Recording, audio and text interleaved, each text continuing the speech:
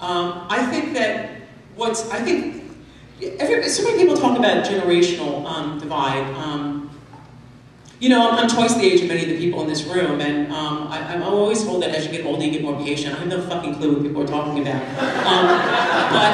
I mean, why would you be more patient when you know you have many, many more decades to live, and you'll be around forever? Now I know I'm not going to be around forever, and I certainly haven't spent my entire life fighting to just die in this misery.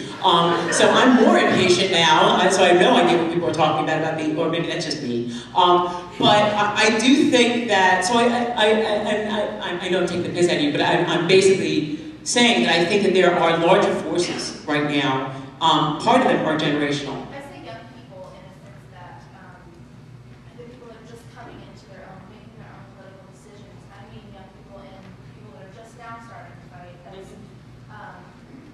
adults, young adults. I don't mean just young people, are the young people going to make it happen? I mean like people that have aged and have been in the fight longer, they have established their standings, how they feel.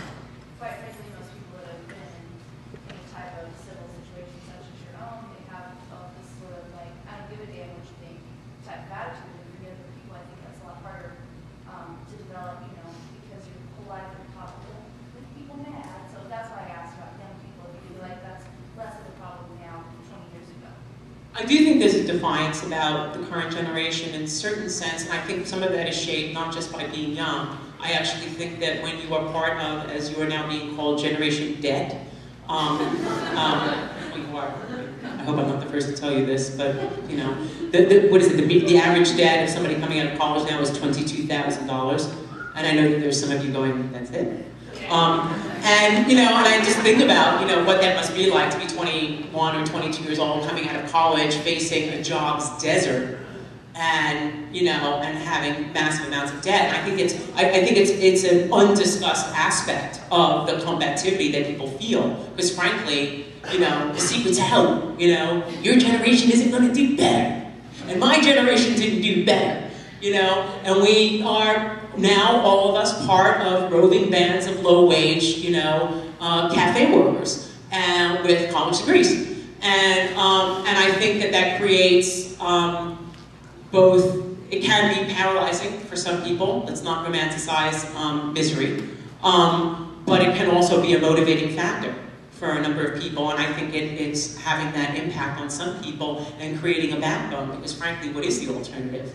And I think especially this dynamic, this particular economic dynamic, developing simultaneous to headlines showing that the bankers who just got, $1.6 trillion of our money are now getting record bonuses, that actually everybody is not suffering in this economy, but actually there's a swath of the population that are pigs in shit right now. And I think that, it creates a certain disgust and disdain and hostility, as it should, a class hostility that I think does need to develop and come to the fore if this generation, along with my generation, are going to be able to effectively fight back, not just for LGBT civil rights, but actually for the whole gamut of civil and economic rights that we surely deserve.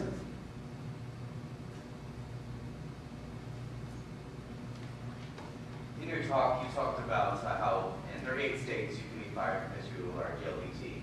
What do you say to those who feel differently and say that the private sector can discriminate for their own self-interest?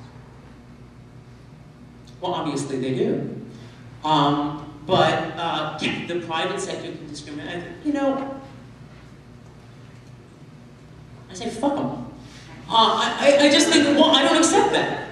And I don't think any of us should.